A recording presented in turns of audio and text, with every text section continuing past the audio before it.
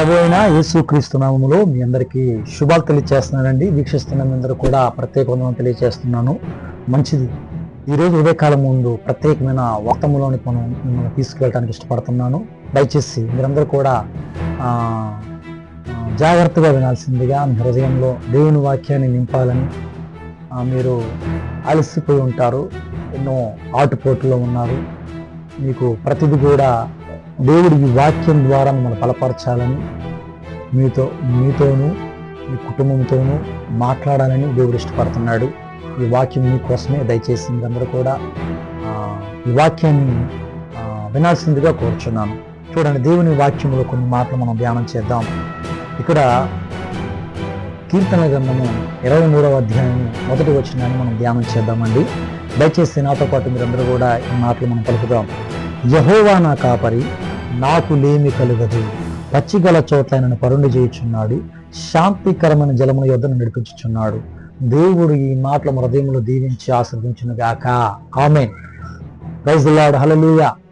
మరొకసారి మీ అందరూ కూడా ప్రేమపూర్వకంగా ఆహ్వానిస్తున్నానండి. దయచేసి మీరందరూ కూడా మీ మనసులను సిద్ధపరచండి. మీ హృదయంలోనికి దేవుని వాక్యాన్ని వెళ్ళడానికి మీ మనసులను తెరవండి. ఖచ్చితంగా దేవుడు మీ పట్ల ఈ వాక్యం ద్వారా మీ హృదయంలో నీరు కట్టి ఫలింప చేసేంత శక్తి దేవుడు ఈ ఉదయకాలం నింపబడును గాక. ఆమేన్. మంచిది. చూడండి, దావీదు కీర్తనలో ఒక ప్రత్యేకమైన అంశాన్ని ఈరోజు మనము ధ్యానం చేయబోతున్నాం. 23వ కీర్తన అంటారు, యెహోవా నా కాపరి, నాకు లేమి కలగదు. మన కుటుంబంలో యజమానుడు ఎవరంటే భారాన్ని మోసే భర్త. కుటుంబానికి యజమానుడు భారాన్ని మోసే భర్త. అన్ని సమకూరుస్తాడు. కుటుంబంలో ప్రతి భార్య కాడి నుంచి బిడ్డల వరకు కూడా, లేకపోతే ఫంక్షన్లు కావచ్చు, వేటికైనా సరే అన్ని సమకూర్చేవాడు కుటుంబ యజమానుడు లోకపరంగా.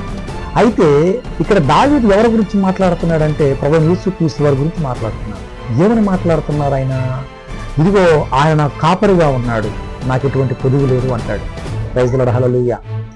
యేసుక్రీస్తు వారు నమ్ముకున్న బిడ్డలు పేదవారిగా ఎందుకు ఉండిపోతున్నారు? దరిద్రులుగా ఎందుకు ఉండిపోతున్నారు? దీనస్థితిలోనికి ఎందుకు వెళ్ళిపోతున్నారు? దీన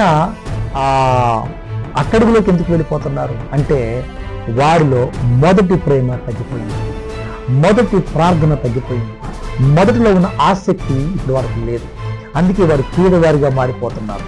వారు అంటారు, చాలా మంది, మేము అప్పుల్లో ఉన్నాము, దేవుడు మా అప్పులు తొలగించట్లేదు, మేము ఎంత ప్రార్థన చేస్తున్నాము, కన్నీరు కారుస్తున్నాము, కానీ మాకు అటువంటి కార్యాలు మాకు పట్ల జరగట్లేదు, మేము ఎంత నలిగిపోతున్నాము, ఎంతో చితికిపోతున్నాము, మా స్థితి ఎంతో గందరగోళం, మేము ఎంత ప్రార్థన చేసినా దేవుడు మాకు సమాధానం ఇవ్వట్లేదు అని నేను అనుకుంటున్నాను.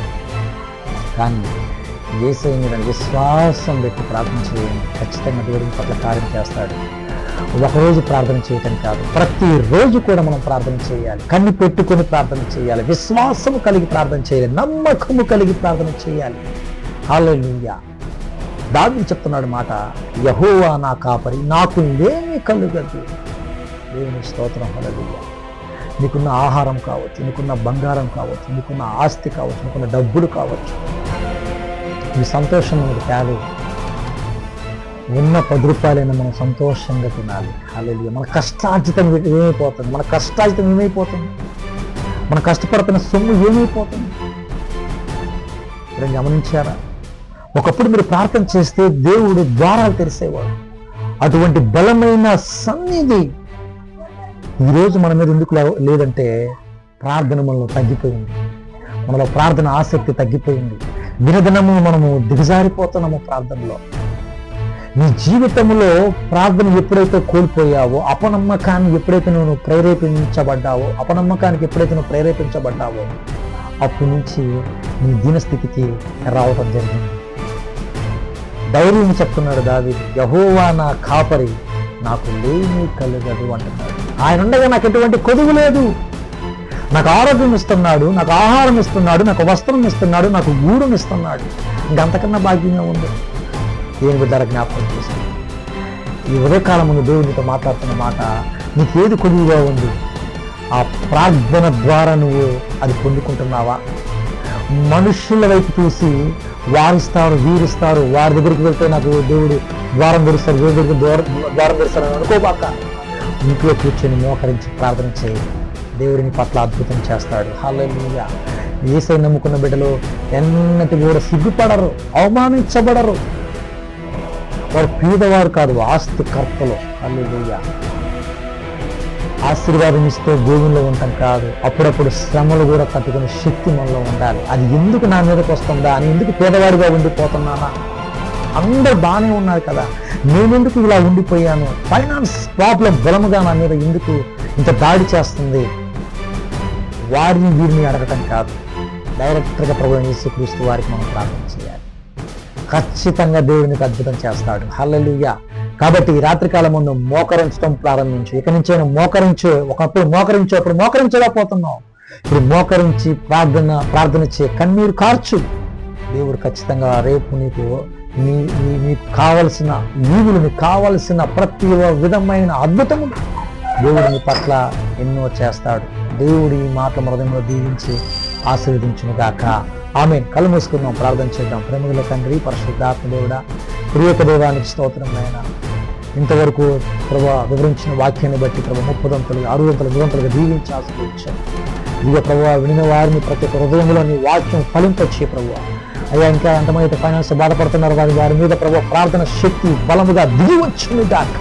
వారికున్న అప్పులు కొట్టివేయబడును గాక. ప్రభువానికి స్తోత్రాలు. నీ బలమైన కార్యము జరిగించండి. స్తోత్రాలు. వాక్యాన్ని ప్రతి ఒక్క నెమరు వేసుకొని ప్రార్థనా పరులుగా ముందుకు వెళ్ళి వారికి విజయాలు చేకూర్చండి. ప్రభువైన యేసుక్రీస్తు పరిశుద్ధ నామములో అడిగి వేడుకొని పొంది ఉన్నాము తండ్రి. God bless you. దేవుని దీవించి ఆశీర్వదించును గాక. ఆమేన్. అందరికీ ప్రైజ్ లార్డ్. వందనాలు.